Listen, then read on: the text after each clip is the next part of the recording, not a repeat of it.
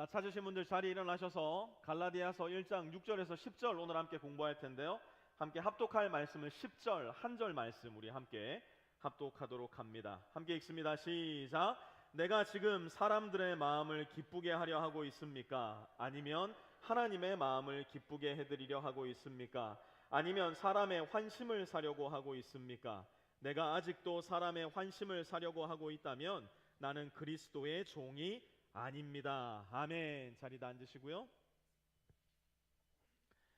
이 세상과 이 세대는 The Message, 하나의 확증된 진리를 더 이상 받아들이지 않는 세대가 되어버렸습니다. 이것이 진리인가 혹은 이것이 거짓인가 보다는 지금 내 귀에 들려오는 이 메시지가 내 마음을 편안하게 해주는가 아니면 내 귀에 듣기 좋은 메시지인가, 그것을 선호하고 그것을 더 적극적으로 받아들이는 세대가 되었다는 이야기입니다. 언뜻 들어보면 이게 참 그럴듯해요. 이래도 그만 저래도 그만인 것만 같은 상황일 때 여전히 내 주머니에 돈도 좀 있고요, 내 팔뚝에 여전히 굵기도 좀 굵어서 내 힘대로 무엇인가를 이루어 볼 수 있을 것 같고, 내가 내 앞길을 내다보면 정말 그야말로 창창한 인생이 펼쳐져 있는 것만처럼 보일 때, 그때 누군가 내 인생에 찾아와서 당신의 인생 그렇게 사는 것이 옳습니까? 그것이 정말 진리에 근거한 삶입니까? 물어본다면 대번에 우리 중 많은 사람들은 당신이 뭔데 진리가 무엇이라 저에게 이야기합니까? 당신이 뭔데 내 삶이 옳다 그르다 평가할 수 있단 말입니까? 대번에 반문하게 될 겁니다. 이것이 바로 우리가 오늘날 살아가는 이 세대의 지배적인 관념이기 때문이에요. 나에게는 나만의 진리가 있고 당신에게는 당신만의 진리가 있다는 것이죠. 그런데 한번 잘 생각해 보시기 바랍니다. 만약 여러분이 몸이 아파서 병원에를 갔어요. 그런데 나는 분명 몸이 좀 많이 아픈 것 같은데 의사가 계속 좋은 말만 해주는 거예요. 아, 이거 별거 아니라고. 그냥 내가 지어주는 약 좀 잘 먹고 식단을 야채와 과일 위주로 유지를 좀 하시고 운동도 꾸준히 하시면 이거 뭐 금세 괜찮아질 거라고. 여러분이 몸이 아파 병원을 갔는데 그런 이야기를 듣는다면 이거 얼마나 마음에 안심이 되는 소리입니까? 얼마나 내 귀에 사탕같이 달콤한 소리겠어요. 그런데 그렇게 한 달이 지나고 두 달이 지났어요. 식단도 잘 관리하고 있고 약도 잘 먹고 있고 운동도 날마다 빠짐없이 하고 있는데 한 달, 두 달 사이에 내 몸은 더 많이 아파진 거예요. 병원을 갔더니 의사가 그제서야 이야기하는 겁니다. 사실은 환자분 두 달 전에 오셨을 때 제가 말씀드렸어야 했는데 기분 상하실까봐, 환자분 귀에 듣기 언짢으실까봐 제가 그때 이야기를 못 드렸습니다. 사실 환자분은 지금 암 말기이십니다 라고 이야기를 해준다면, 지난번 나의 마음을 상하지 않게 했던 그 환자의 메시지는 정말 좋은 소식이었나요? 아니면 나쁜 소식이었나요? 지난번 내 귀에 듣기 좋은 이야기만 골라서 해주었던 그 의사는 진정 좋은 의사인가요? 아니면 나쁜 의사, 아니 더 나아가 악한 의사인가요? 오늘날 이렇게 내 귀에 듣기 좋은 이야기, 내 마음을 편안하게 해주는 메시지에 귀를 기울이다가 영혼의 나락으로 떨어지는 사람들이 적지 않다는 사실, 우리는 가슴 시리게 기억해야 할 겁니다. 저와 여러분, 우리가 사랑하는 모든 사람들에 이르기까지 날마다 마음 가운데 기억해야 되는 더 메시지는 무엇인지 아십니까? 우리가 교회에 올 때마다 들어야 할 하나님의 더 메시지는 무엇인 줄 아십니까? 여러분의 목사가 여러분의 두 눈을 똑바로 쳐다보고 여러분의 마음이 상하든지 말든지 관계없이, 여러분의 귀에 듣기 좋든지 말든지 관계없이 전해야 할 진리의 말씀은 무엇인 줄 아십니까?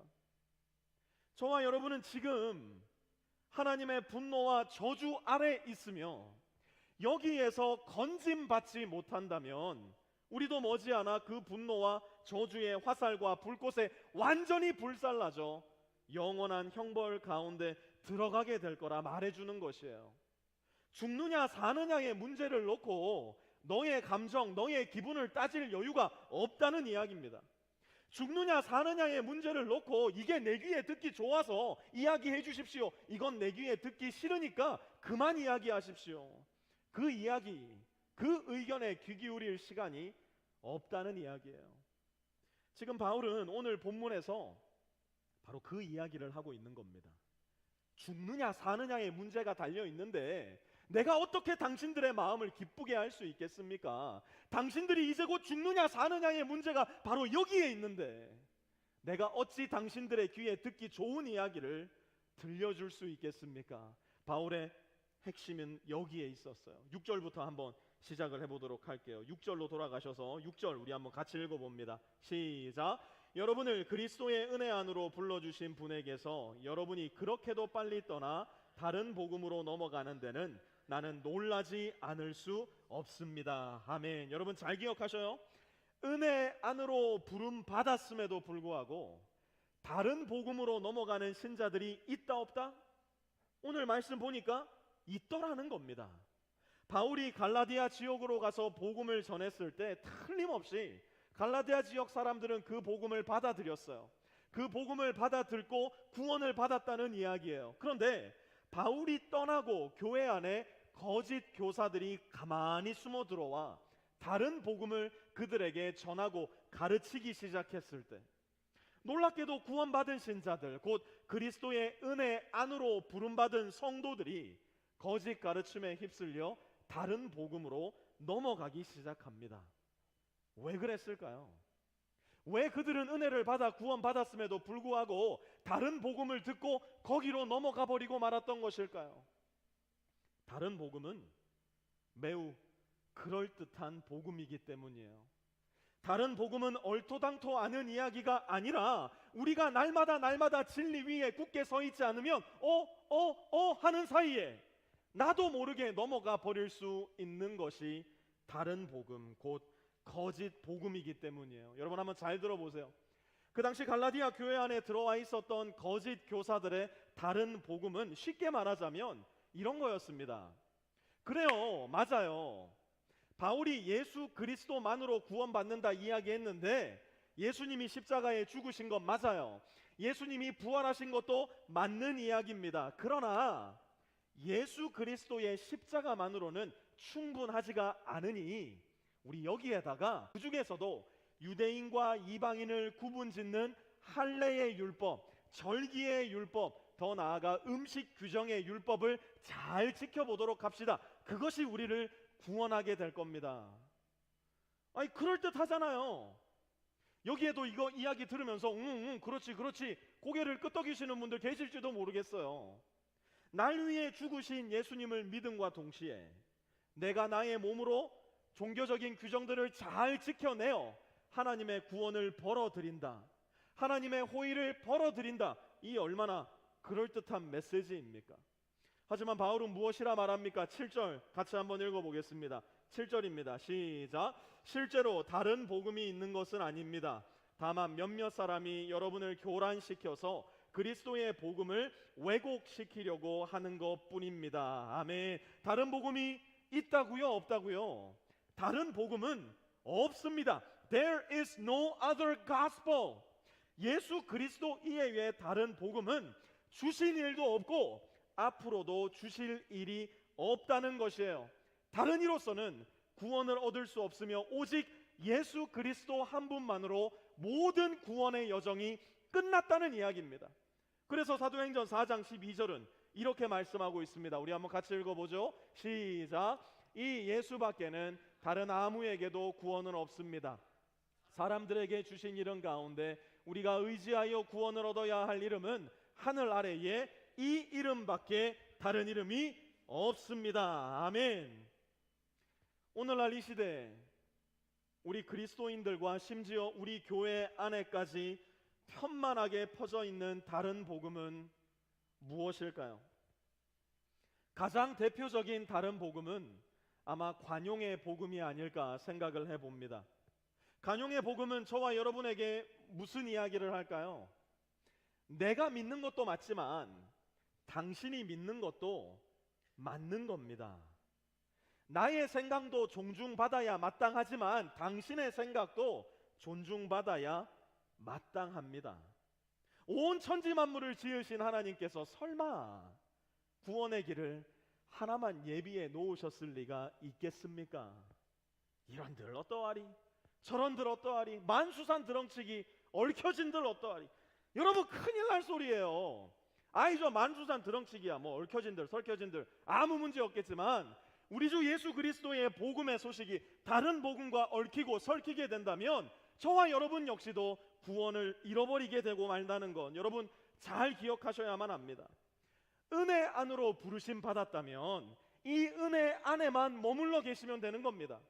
하나님의 진리의 말씀 안으로 부름 받았다면 그 말씀 안에 잠잠히 머물러 있는 것, 그 말씀 위에 굳게 서 있는 것, 그것이 저와 여러분이 은혜에 반응하는 방법임을 기억하셔야 합니다. 우리 8절과 9절도 한번 같이 읽어보겠습니다. 8절과 9절입니다. 시작. 그러나 우리들이나 또는 하늘에서 온 천사일지라도 우리가 여러분에게 전한 것과 다른 복음을 여러분에게 전한다면 마땅히 저주를 받아야 합니다.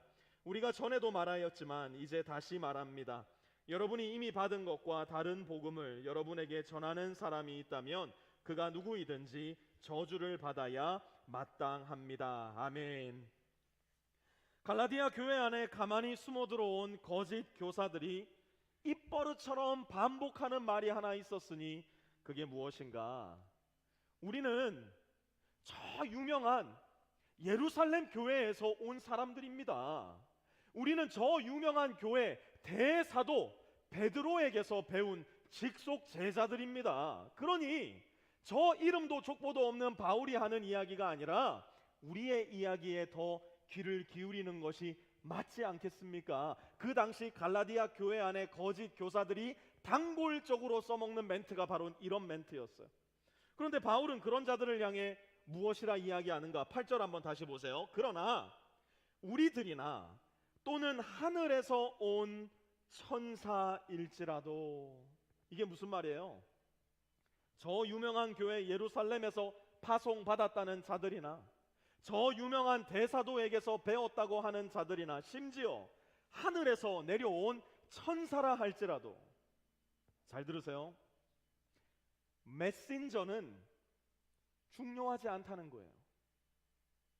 누구한테 배움 받았냐? 어떤 교회로부터 왔냐? 메신저는 전혀 중요하지 않다는 거예요. 메시지가 중요하다는 이야기를 바울이 하고 있는 겁니다. 여러분 잘 기억하세요. 메신저가 메시지를 결정하는 게 아니에요. 오직 하나의 진리인 메시지가, 이 메신저가 옳은가 거짓된가, 오직 메시지만이 그것을 결정합니다. 목사의 언변이 좋고 출신 배경이 뭐 금수저는 저리 가라요, 다이아몬드 수저이고 외모까지 기가 막혀 버리는 거예요. 보고만 있어도 좋은 목사님, 듣고만 있어도 번쩍번쩍 빛이 나는 것만 같은 목사님, 거기다가 뭐 어디에다 개척을 했는데 어디 교회에 부임을 했는데 6개월 만에 1년 만에 1000명 2000명이 되고 3년이 지났더니 몇만 명이 모이더라. 여러분 그런 교회가 되잖아요. 그런 목사가 되잖아요. 그러면 실제로 메신저가 메시지를 압도해 버리고 맙니다. 메신저가 무슨 말을 해도 아멘 아멘, 전혀 메시지를 분별하지 못하는 위험한 교회, 가련하고 비참한 교회가 될 수 있어요. 진짜 건강한 교회, 진짜 좋은 교회는 어떤 교회인 줄 아세요? 메신저가 아무리 초라해 보이고 얼굴도 못생기고 목소리도 막 갸냘프고 학교도 제대로 끝내지 못했다 하더라도 그 메신저가 그 메시지, 오직 하나의 진리의 메시지를 성실하고 정직하게 가르치고 전할 수 있다면 그 메시지가 그 메신저를 옳다 여겨주시게 되는 겁니다. 메신저가 메시지를 옳다 결정하는 것이 아니라 진리의 메시지가 바른 메신저를 옳다 말씀해 주시는 거예요. 그런 점에 있어서 저는 우리 교회가 정말 좋은 교회라고 생각해요. 우리는 뭐 메신저에 대한 의존도가 거의 없다고 봐도 무방하다 저는 생각을 합니다. 제가 다른 지역에서 목회하시는 목사님들 만나면 저한테 많이 묻는 질문 중에 하나가 뭐냐면, 아유, 프리스코에서 목회가 힘드시죠. 프리스코가 DFW 지역에서 프리스코 교회에 별명이 하나 있어요. 교회들의 무덤. 거기 가셔가지고 쉽지 않으시죠? 이런 이야기를 할 때마다 제가 프리스코 자랑하는 하나가 뭐냐면, 우리 프리스코 성도들은 정말 뭐 다른 거 아무것도 필요 없습니다. 우리는요, 이찬수가 와도 소용없고요, 뭐 유기성이 와도 소용없습니다. 뭐 찰스 스펄전이 살아나고 피니 목사님이 살아와도 아무 소용없습니다. 왜 그런 줄 아세요? 지금 제가 얘기하는 이름들 아무도 모르시잖아요. 지금 그게 누구요? 다 이러고 있잖아요. 우리만큼 메신저에 의존도가 낮은 교회가 없다니까요. 그게 누군지 몰라요. 우리에게 중요한 건 뭐예요? 목사님, 복음을 가르쳐 주세요. 목사님, 말씀을 이야기해 주세요. 목사님, 하나님이 누구신지 가르쳐 주세요. 메신저에 의존하는 것이 아니라 메시지에 의존하는 교회. 저는 그게 우리 프리스코 젊은 회중들의 특징이라고 생각을 해요. 여러분, 우리 교회의 수준을 뭘로 평가할 수 있을까요? 저와 여러분이 어떤 영적인 수준에 있는가 우리가 뭘로 재어볼 수 있을까요? 제가 여기서 설교할 때, 전도사님들이 와서 설교할 때 여러분들 마음가짐을 보면 그게 딱 우리 교회의 수준입니다. 목사님, 둘째 주일은 분명히 전도사님들 와서 설교한다고 해놓고서는 둘째 주일인데 또 목사님 설교하고 핸드폰이나 볼란다 이래버리면 여러분들 수준이 되게 낮은 거예요. 전도사님이 올라와서 설교하시는데 오늘은 또 전도사님 설교하네. 단목님이 설교하지 않는 날은 한국교회 전통으로다가 그냥 예배 거르는 거지, 이러고 막 예배 시간에 계속 딴 생각하고 있으면 저와 여러분들의 수준이 아주 저질인 거라니까요. 우리가 봐야 될 건 뭐예요? 우리가 들어야 될 건 뭐예요? 여기 서 있는 메신저가 아니에요. 이 메신저가 하나님의 진리의 말씀인 더 메시지를 바르게 전하고 있는가? 여러분들의 귀로, 여러분들의 눈으로, 여러분들의 온 삶으로서 그것을 증거해 내셔야 돼요. 메신저가 중요한 것이 아니라 the message, 복음이 가장 중요하기 때문이에요. 이것이 얼마나 중요한지 바울이 거듭해서 말하는 게 뭡니까? 8절 한번 다시 봐보세요.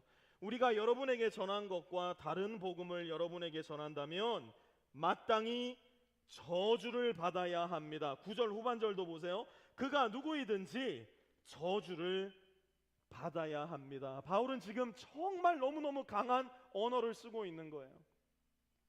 그 누구라도, 그게 나라 하더라도, 그게 대사도라도, 심지어 하늘에서 내려온 천사라 할지라도 하나님의 복음을 왜곡시킨다면, 우리 주 예수 그리스도의 좋은 소식을 비틀어 다른 복음으로 만들어 버린다면 그는 저주를 받을 것이다. 바울은 선명하고 분명하게 오늘도 우리에게 경고하고 있는 것이에요. 그렇다면 성경이 말씀하는 저주란 무엇을 가리키는 걸까요? 막 인형을 만들어 놓고 아파라, 죽어라 막 그러면서 핀을 막 찌르는 거 막 이런 게 저주일까요? 몸에 막 불치병이 걸리고 배고프고 쫄쫄 굶고 돈이 없고 이런 게 성경이 말씀하는 저주일까요? 성경이 우리에게 말씀하는 궁극적 저주는 이겁니다. 영원히 살아계시고 온 우주 만물을 지금도 운행하고 계시는 하나님 아버지와 영원히 관계가 끊어져서 이제는 다시 하나님께로 돌아갈 방법이 없는 상태에 처하는 것, 내가 그 길을 선택하게 되는 것, 이것이 바로 성경이 말씀하는 저주예요. 그런데 여러분 잘 기억하세요. 하나님은 저와 여러분 모두에게 단 한 사람도 빠짐없이 원하시는 소원이 하나가 있어요. 하나님이 저와 여러분에게 주시기 원하는 것은 저주가 아니에요. 하나님 마음의 소원, 지금도 하나님이 눈을 부릅뜨고 너희 이거 받아가야 된다, 너희 나의 이 마음을 알아야 된다, 저를 통해 말씀하시는 한 가지가 무엇인가? 디모데전서 2장 4절 말씀 우리 한번 같이 읽어보도록 하죠. 시작. 하나님께서는 모든 사람이 다 구원을 얻고 진리를 알게 되기를 원하십니다. 아멘. 하나님의 뜻, 곧 내가 구원을 얻고 내가 진리를 알게 되는 것에서 영원히 끊어지는 것, 다시는 구원받을 기회도 없고 다시는 진리를 알게 될 기회도 없는 영원한 멸망, 곧 지옥을 향해 내가 걸어가기로 선택하고 작정하는 것, 그것이 바로 성경이 말씀하고 있는 저주예요. 제가 어릴 때만 해도 시골에는 이 푸세식 화장실이 많았어요. 이렇게 물을 내리면 용변이 내려가는 게 아니라 그냥 계속 거기 있는 거예요. 퍼내기 전까지. 저도 어렸을 때는 이 푸세식 화장실이 있는 집에서 살았어요. 그래서 저희 어머니, 아버지, 저희 누님, 저 이렇게 네 명이 한 방에서 자면 늘 머리맡에 요강이 이렇게 있었어요. 밤에 화장실 가기가 무서우니까. 우리 동네가 다 그런 동네였기 때문에 주변 아이들 사이에는 화장실 괴담이 정말 많았어요. 화장실 괴담이라는 게 어떤 거냐면 이런 거예요. 이렇게 큰일을 보고 이제 뭔가 뒷정리를 해야 되잖아요. 근데 그때 이렇게 화장실 밑에서 손이 쑥 올라오는 거예요. 되게 무섭죠. 그러면서 소리가 들려. 뭐라고? 빨간 휴지 줄까? 파란 휴지 줄까? 뭐 살아봤어야 알지. 근데 진짜 그런 이야기를 듣고 나면 무서운 거예요. 생각해 보세요. 여러분, 만약에 그런 화장실에 가가지고 혹시라도 내 귀에 그런 소리가 들려온다면 뭐라고 얘기하면 돼요? 아니, 아무 휴지나 달라 그러면 될 거 아니에요. 그냥 뒤에 깨끗하게 닦을 수 있는 것만 있으면 될 거잖아요. 이런 걸로 헷갈릴 이유가 없잖아요. 오늘날 들려오는 거짓 복음의 핵심이 뭔지 아세요? 자꾸 우리를 헷갈리게 만드는 겁니다. 우리에게 빨간 예수 줄까? 파란 예수 줄까? 마치 우리에게 여러 선택이 있는 것처럼 우리를 헷갈리게 만들어 버려요. 이 세상에서 잘 먹고 잘 사는 게 복음인 줄로 착각하게 만들어요. 이 세상에서 아주 오랜 시간까지 무병장수하는 게 복음이라고 착각하게 만듭니다. 내 사업이 잘 되고 매년마다 승진하고 내 아이들이 다 아이비리그 대학 가는 거, 그게 복음이라 오해하며 살아갈 때가 많아요. 여러분, 잘 기억하세요. 우리에게 주어진 지금의 삶은 우리에게 예비된 하나님의 은혜를 알아채고 그 은혜 안으로 들어갈 수 있는 기회예요. 하나님은 그 기회를 빨간 휴지 줄까? 파란 휴지 줄까? 노란 휴지 줄까? 헷갈리게 만들지 않으셨어요. 하나님은 오직 한 분, 오직 한 길, 오직 한 분의 중보자 곧 예수 그리스도를 저와 여러분에게 보내주셨다고요. 디모데전서 2장 5절에서 6절도 한번 이어서 같이 읽어봤으면 좋겠는데요. 하나님은, 여기서부터 시작합니다. 시작. 하나님은 한 분이시요 하나님과 사람 사이의 중보자도 한 분이시니 곧 사람이신 그리스도 예수이십니다. 그분은 모든 사람을 위해서 자기를 대속물로 내주셨습니다. 하나님께서 꼭 적절한 때에 그 증거를 주셨습니다. 아멘. 우리의 구원은 오직 예수 그리스도 한 분밖에는 없어요. 왜 그런 줄 아세요?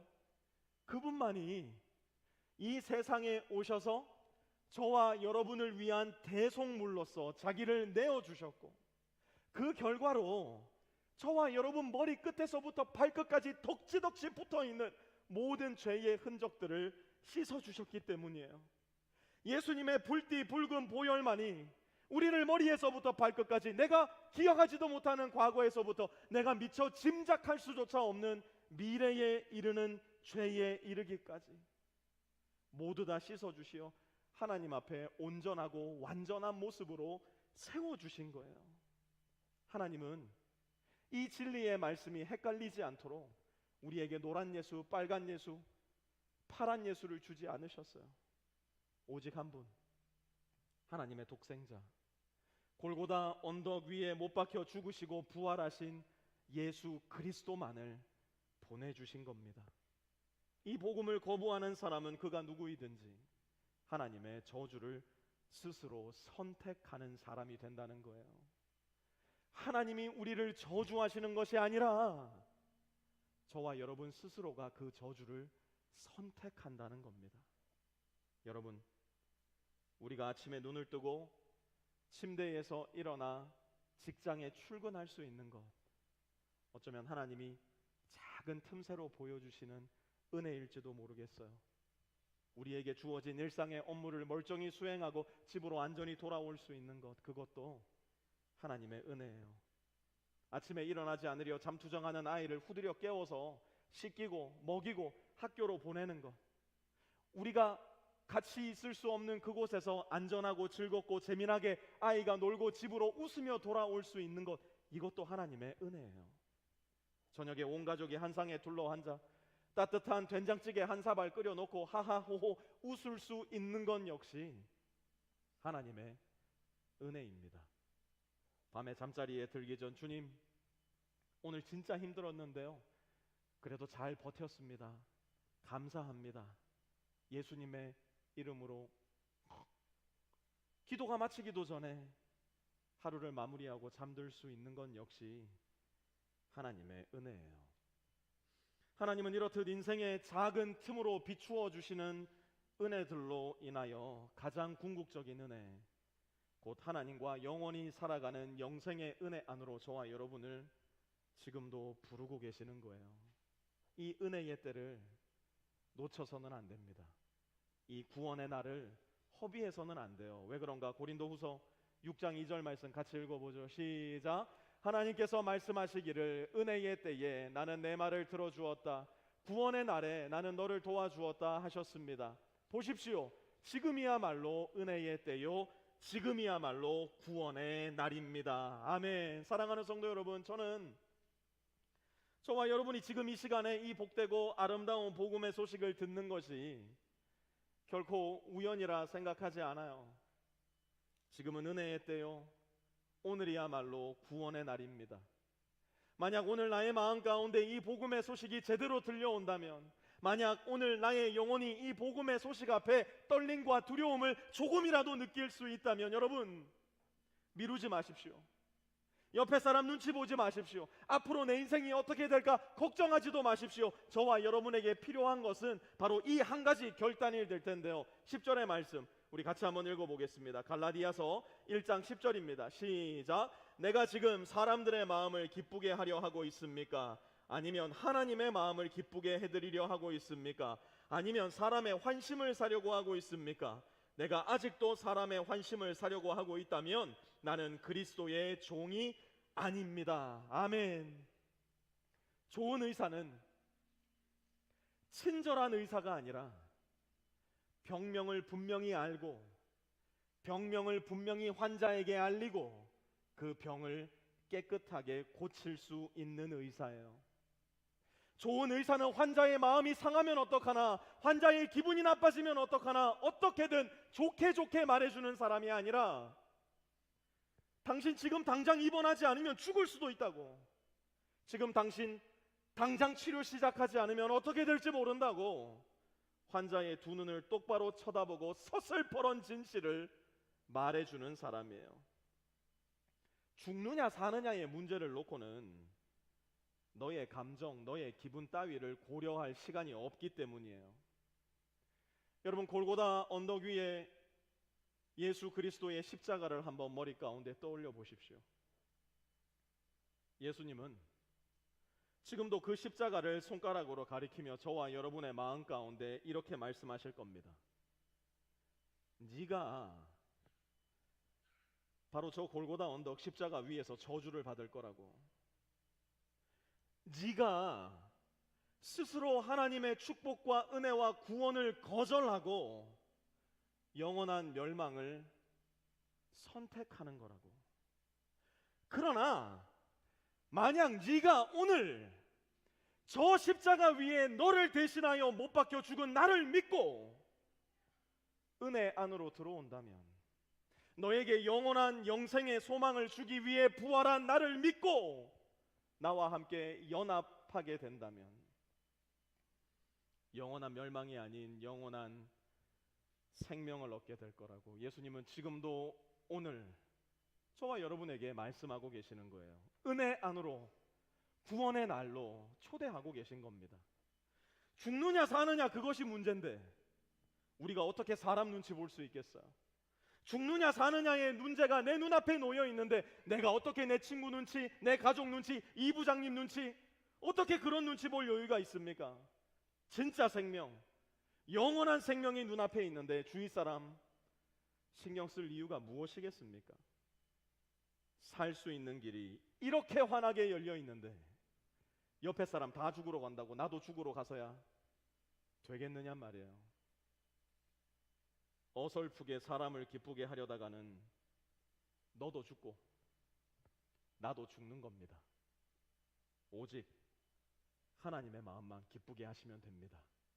오직 한 분 하나님의 환심만 사면 됩니다. 그래야 나도 살고 너도 삽니다. 지금은 여전히 은혜 받을 만한 때요. 지금은 여전히 구원의 날입니다. 그러니 사랑하는 성도 여러분, 은혜를 받으십시오. 구원을 얻으십시오. 그것이 저와 여러분 모두를 향하신 좋으신 우리 하나님 아버지의 뜻이요 소원이십니다. 이 시간 조용히 말씀을 되뇌이며 기도하는 시간 갖기 원하는데요, 눈을 감고 들은 말씀 기억하시면서 이렇게 한번 기도해 봅시다. 하나님, 나에게 베풀어 주신 은혜를 되뇌어 보기 원합니다. 지난 한 주, 지난 뜨거웠던 여름, 올 한 해의 삶을 돌아보며 하나님께서 나에게 부어주신 은혜를 하나하나 세어보기 원합니다. 주님께서 저와 여러분에게 베풀어 주신 은혜를 조용한 마음으로 세어보는 시간 먼저 갖기 원합니다.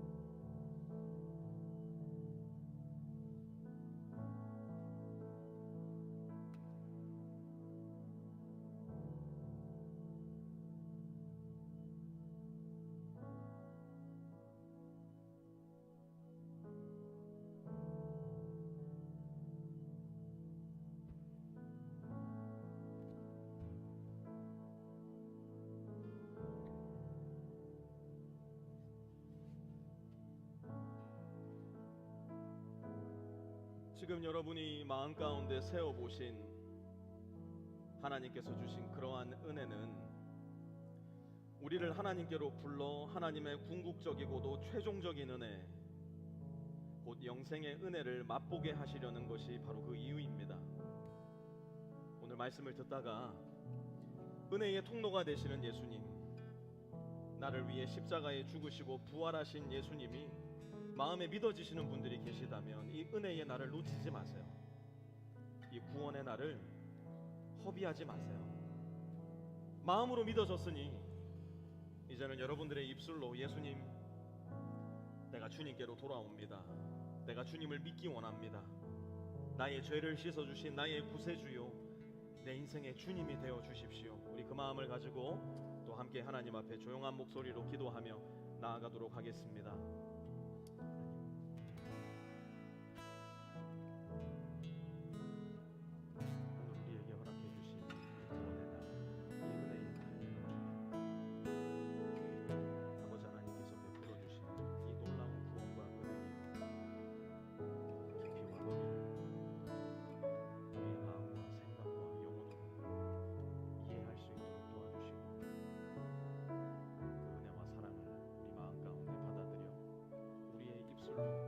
신앙의 고백함으로 말미암아 살아계신 우리 주 예수 그리스도 한 분만 구세주 주님 모시고 살아갈 수 있는 모든 빛의 성령 살아갈 수 있도록 하나님 은혜를 주시옵소서.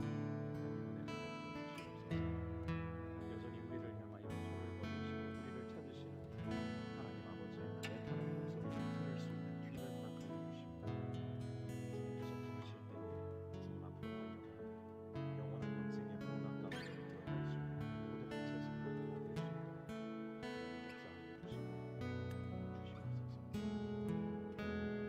하나님, 모든 사람이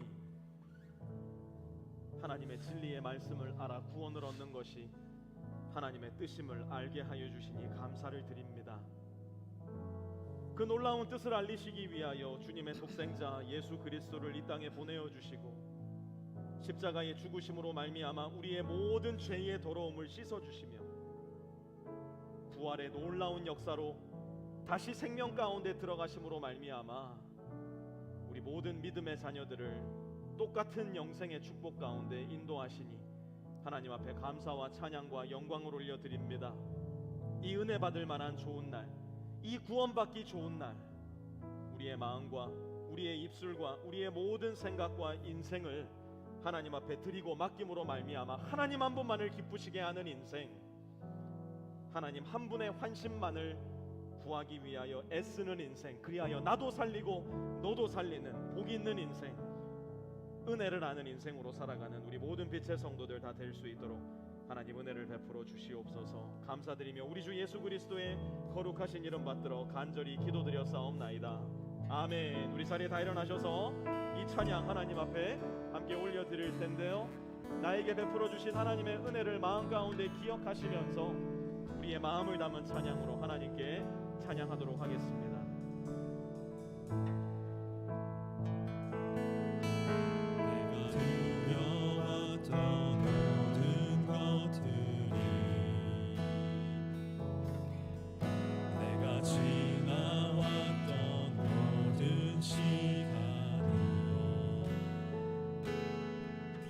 내가 걸어왔던 모든 순간이 당연한 건 아니라 은혜였어. 아침해가 뜨고 저녁에 오는 봄의 꽃향기와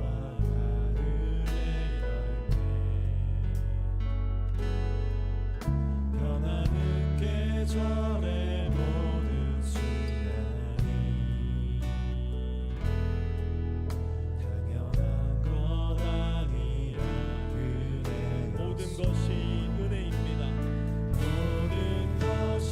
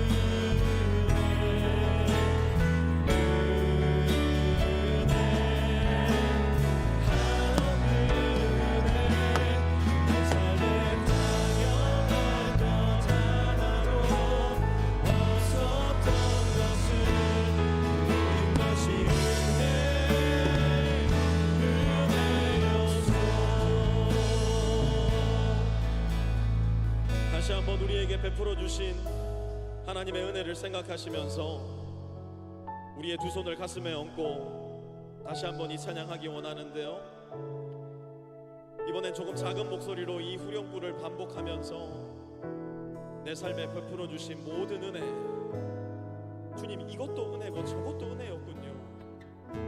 주님 이 자녀도 저 자녀도 은혜였고 나의 건강도 너의 건강도 무엇보다 우리 주 예수 그리스도를 믿을 수 있는 것이 은혜임을 인정합니다. 모든 것이 주님의 은혜입니다. 우리 그 고백 다시 한번 이 찬양으로 가슴에 손을 올린 채로 함께 하나님께 올려드립니다.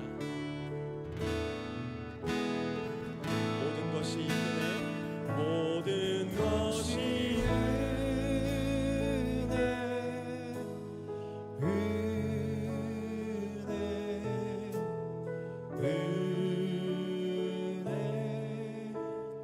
한없는 은혜 내 삶에 당연한 것 하나도 없었던 것을 모든 것이 은혜였소.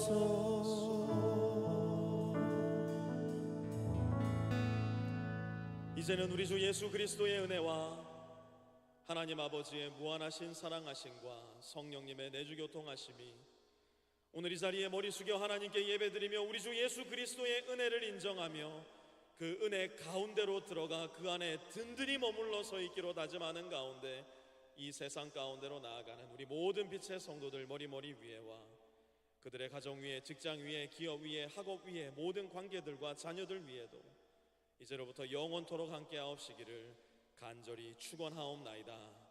아멘.